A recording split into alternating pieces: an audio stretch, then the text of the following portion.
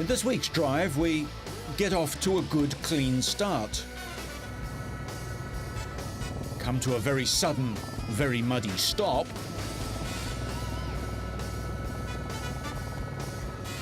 And lose all sense of direction.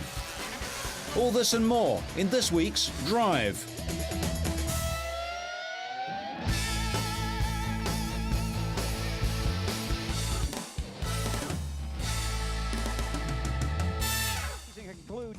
We start this week with the penultimate round of this year's NASCAR series, run over 312 laps of the 1-mile tri-oval Phoenix track in Arizona. The race would run for 2 hours and 45 minutes, see 14 lead changes between 9 drivers, and the usual array of solid thumps into the wall. Real slick. Yesterday the Busch race, very Matt Kenseth, who'd been running 5th early in the race, fell to 11th after running out of fuel, but managed to coast to the pits for his first stop on lap 122. His sponsor gave away $1 million, and we'll see how later in the program. 11 laps later, Scott Wimmer was gently tapped from behind by Robbie Gordon. Wimmer began to spin and crashed into the wall as other runners dodged him or locked up trying to avoid him. Well, there looked to be a hole there that Robbie Gordon thought he could get the nose of his car in, and I'd made contact. Oh, look at Tony sneak through there. Oh, man. A lot of those guys snuck through. The fourth and final caution flag of the race came out on lap 258 after Jason Leffler hit Christian Fittipaldi, a kart star making his first Winston Cup start, and sent him into the wall. Fittipaldi's used to racing open wheelers on the ovals where contact with the wall usually means more structural damage.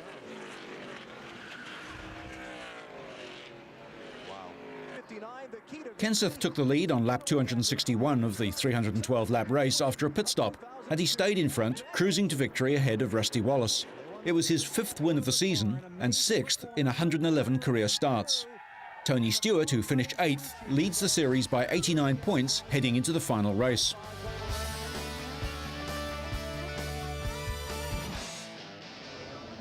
In the wake of Ferrari's recent blanket domination, Formula One bosses have introduced several changes. In a recent interview, Ferrari team boss Jean Todt spoke about the next season. I'm more focused about what is coming next, to remain at the same level, to know what we have to improve, to know what we have to do, because I know that the others, they are not happy about their situation, they are the competitors, and they want to take over our leading position. So we really need to be very strong and very, very focused to keep being competitive. Since joining Ferrari 10 years ago, Todt has built a strong team. Test drivers Luca Badour and Luciano Berti help keep drivers Schumacher and Barrichello in competitive cars. But the drivers themselves also rack up hours of testing and practicing, especially the crucial pit stops where tyres are changed and fuel taken on in a matter of seconds. Despite his sore throat, the 53-year-old Frenchman was happy to describe the key to Ferrari's winning ways. You don't have really secrets, you just have hard commitment, hard working, try to find the best people, the best partners, make people working together, going in the same direction, make sure that your partners are in a comfortable situation to work with you, to develop with you the car, the engine, the motivation. So, I mean, it's a lot to do, to build and then to stabilize the situation and to get the best of the people. It was an extraordinary year for the Italian team. Schumacher was the first driver ever to finish every race in the season on the podium, and the German's 11 wins were the most ever by a driver in a championship. He's part of the success, as Ferrari is part of his success. It's just a combination. You know, sometimes you are able to put every ingredient together to be successful, and you know, Michael is part of it. Ferrari won 15 of the 17 rounds this year, matching Alain Prost and Ayrton Senna, who won 15 of the 16 races in 1998 for McLaren.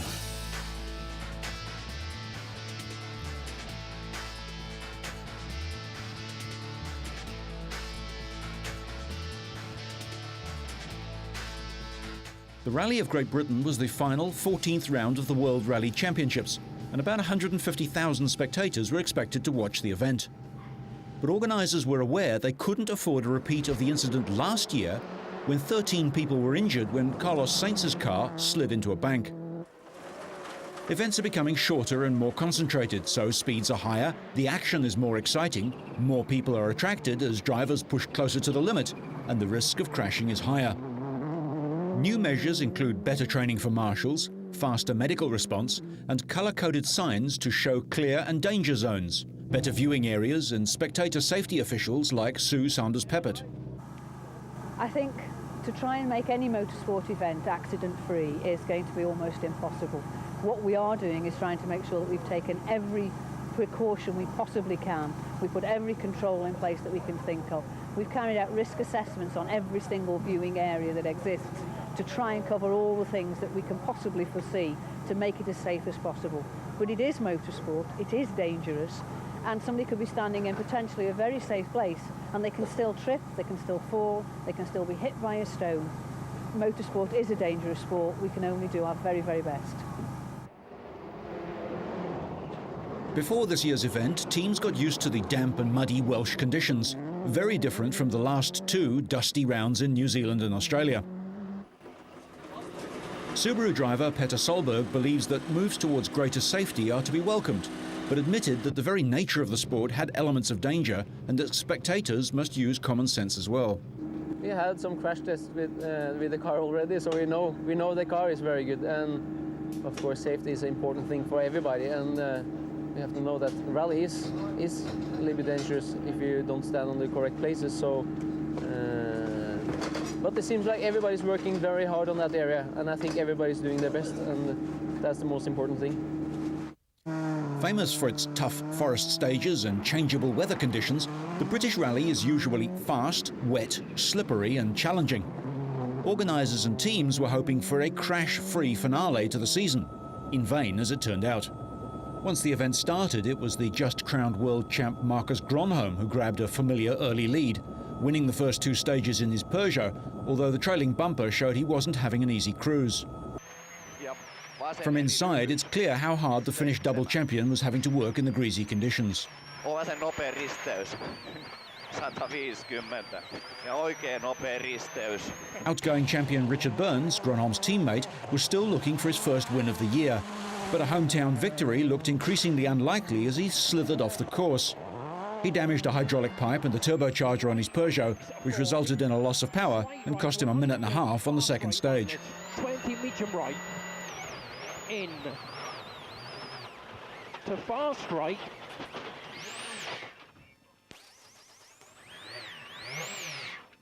British driver Justin Dale, substituting for the injured Alistair McRae, was unhurt despite rolling his Mitsubishi, but later retired.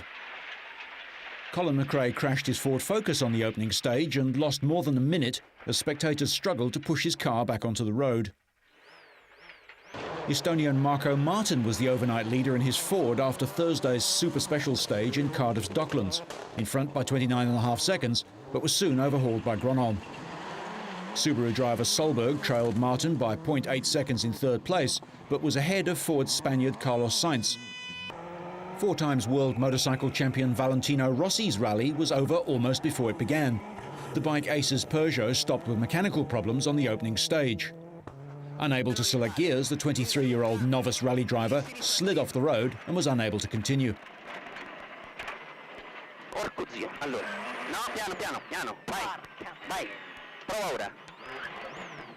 Later on the first day, Gronholm, his rear bumper now repaired, mastered the muddy conditions in the Welsh forests to underline his domination of this year's series with 4 fastest stage times.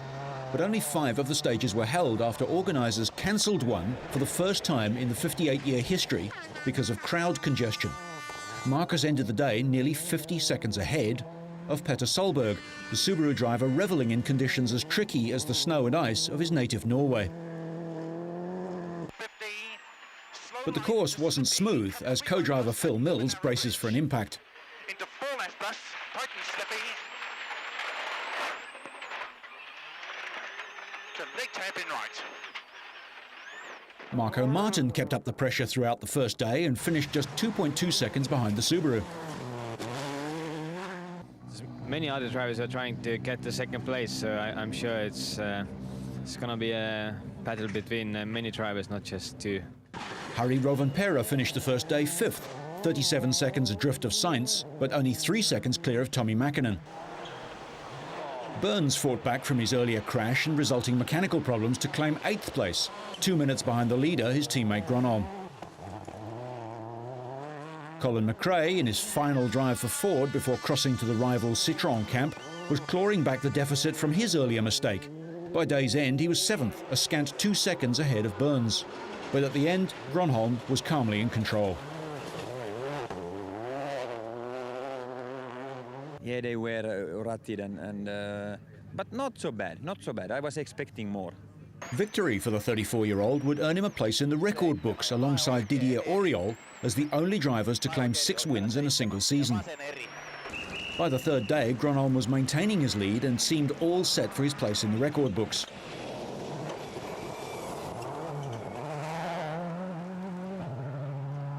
Martin, who unusually gets his pace notes from his co-driver in English rather than his native Estonian, was keeping up the pressure on Solberg and assumed the position of leading Ford driver, holding 3rd place early in the day. Like Solberg, the rising star was looking for a maiden World Rally victory.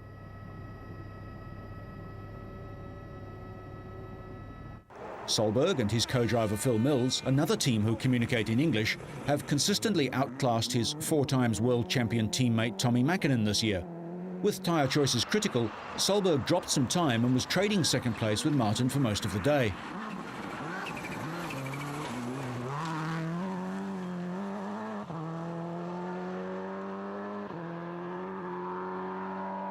Throughout the day, Sainz maintained his place, staying out of trouble, if not the mud.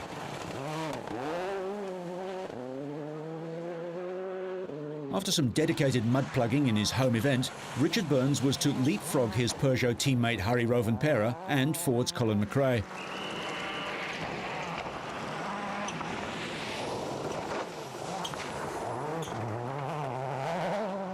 Rovanperä saw his hopes of a podium drifting away as he battled with the greasy conditions. But it was to all go terribly wrong for Gronholm on the 10th stage, as the wheels literally came off his bid for another victory. Gronholm said later that the crash was his fault. He wasn't concentrating. He had a problem with the hydraulic system and wasn't using the shift on the steering wheel, and just wasn't concentrating enough on his driving. He went into the corner on a mud-covered tarmac section too fast. Silly, as he was not, by his standards at least, in a hurry. Despite the severity of the crash, neither driver nor navigator were hurt.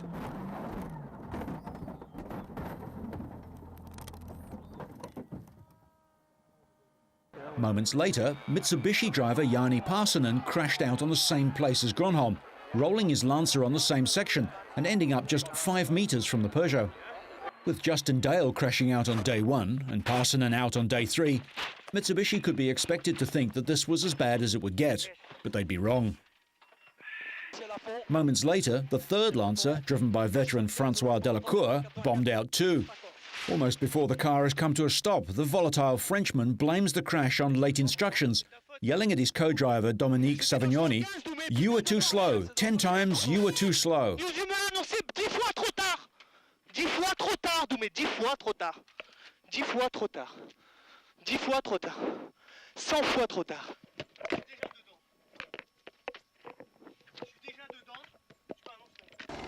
Following Gronholm's exit, Marco Martin ended the day 1.6 seconds ahead of Petter Solberg after the pair had traded the lead. Having run 2nd for much of the event, Solberg was confident he could take the fight to his fellow 27-year-old. For the first time in months, no Peugeots held a podium place, so Sainz's Ford was promoted to 3rd. Burns lay 4th, but would need luck and a blistering run if he were to end the season with a victory. Subaru's Tommi Mäkinen was 5th, marginally ahead of Frenchman Sébastien Loeb of Citroën. Loeb moved up when McRae lost 20 seconds after spinning on the Cardiff Super Special stage, which completed the action for the day. It's a long way to go. I mean, it's too early to say. We definitely would like to try our best, and hopefully we can do it. But it's probably the longest day tomorrow, and as we have seen, everything can happen. Teams would tackle a further 4 stages on Sunday's final leg of the rally before the winner was declared in Cardiff. Solberg started 1.6 seconds behind Martin, but took the lead on the opening stage with a blistering pace, gaining 22 seconds in just 56 kilometres. Martin wasn't able to match the pace despite hanging it all out in the attempt. Burns had passed Sainz for third, but fell off the road irrevocably on the penultimate stage in what he described as the smallest crash of his career. No, it's not going anywhere. Right, we need to get out. This dropped Burns to 5th in the title, the first time he's been outside the top 3 in 4 years. Spaniard Carlos Sainz wasn't coasting and reclaimed third for Ford with over a minute clear on either side. Rovanperä proved a hazard only to himself, a minor off dropping him down the order and out of contention. Tommi Mäkinen claimed 4th place for Subaru to end a disappointing season for the 4-time champion, with Britain's McRae and Mark Higgins 5th and 6th respectively for Ford. Solberg was never headed in the following 3 stages as he brought his Subaru home for a memorable victory. Martin settled for 2nd place and said he had been too cautious on the opening stage, but was happy with the lessons he'd learned. Solberg and co-driver Mills screamed to an emphatic 24-second win over their Ford rivals, with Sainz 3rd, denying the Peugeot team a place on the podium. Let's hope now. I never know, I was so... That's not going to be beaten. That's not going to be beaten. The win was Solberg's maiden World Rally Championship victory.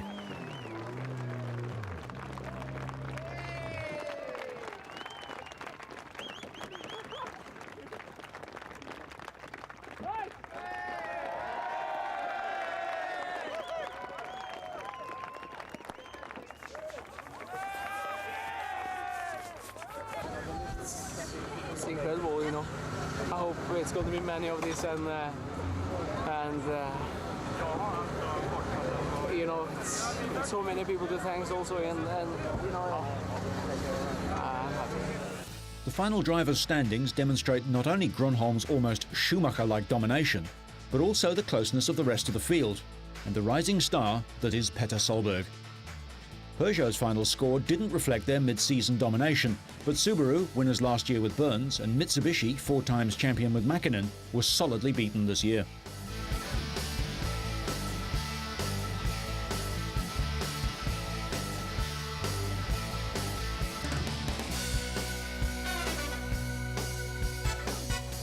The annual non-championship Formula 3 race on the streets of Macau in China is a traditional, uncompromising event where talent scouts often recruit promising drivers for Formula 1 teams.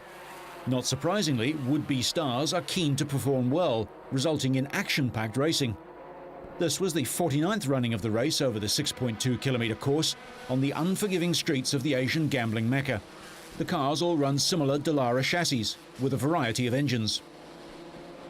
Inevitably, there would be contact, but despite a number of tangles during the 2 15-lap races, there were no injuries, even though the fastest lap was set at over 164 kilometres an hour. This record went to eventual winner Tristan Gomendy of France.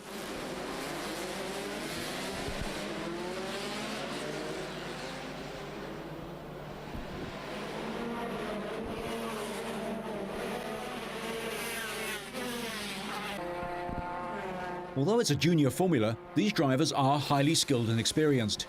Here, Ide is obliged to take to the escape road by Matsuura. But Matsuura was to be outdriven soon after, hunted down by Paolo Montin of Italy, who won the first heat. Montin gets by and his rival spins, keen to get off the racing line as other cars squeeze past. Montin won the first heat from pole position, with Gomendy less than a second behind at the final flag. The Frenchman won the second race 2.1 seconds ahead of Heikki Kovalainen, but Montin crashed out. The Frenchman took the lead from the Finn 3 laps from the end after the safety car came out following Montin's crash. In the replay, it's clear that an attempt to power around from a spin in the pack was a thoroughly bad idea and left several cars with nowhere to go. although other drivers politely threaded their way through the debris.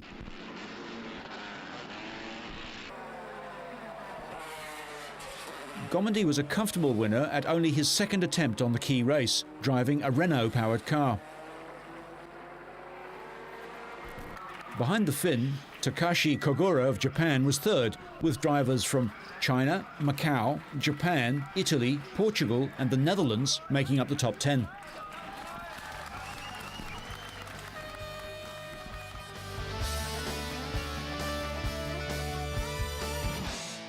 The humble scooter is probably the most popular motor vehicle in the world.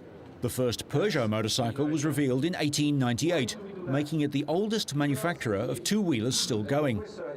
Peugeot announced the new Jet Force, a scooter with synchro braking with linked brakes front and rear like Moto Guzzi did on their full-sized bikes in 1975.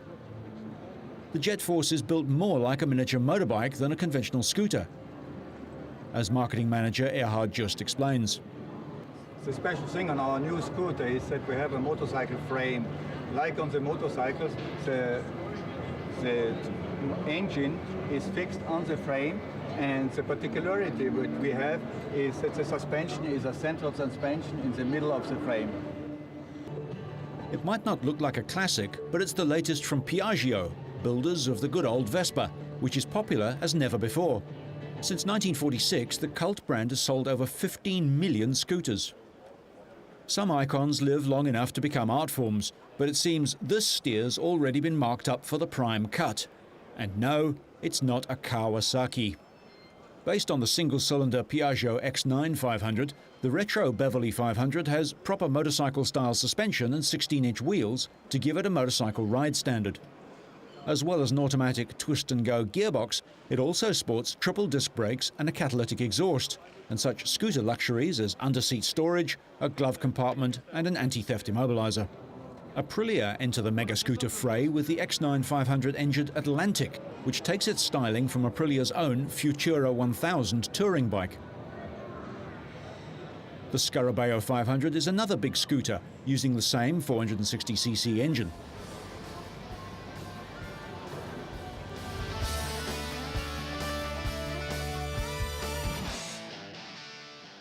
And now we go back to Arizona and the scene of the NASCAR race won by Matt Kenseth. The DeVault $1 Million Challenge began in April when the Tool Company and Chevy Trucks began local contests in 100 cities across America involving more than 50,000 people. The fastest 460 qualifiers were narrowed to 16 finalists, who each won a 2003 Chevy van worth $29,000 and $2,000 worth of tools for driving 5 screws into a plank. Then, to win the $1 million, the contestants had to drive in 5 more screws in less than 7 seconds. Jonathan Smith did it in just 6.77 seconds to become king of the drill. He beat Mike Fisher to win the competition. I wasn't nervous at all. I've had this thing planned for 8 months, and it unfolded exactly how I had hoped. It's all up here. You just got to block it everybody out. I was standing in my garage by myself twice in a row, and that's all it took. $1 million for 5 screws. That's $200,000 each, or $147,710 per second. Only in America. We'll leave on that lucrative note, but so you stay on track and up to speed, make sure you catch next week's Drive.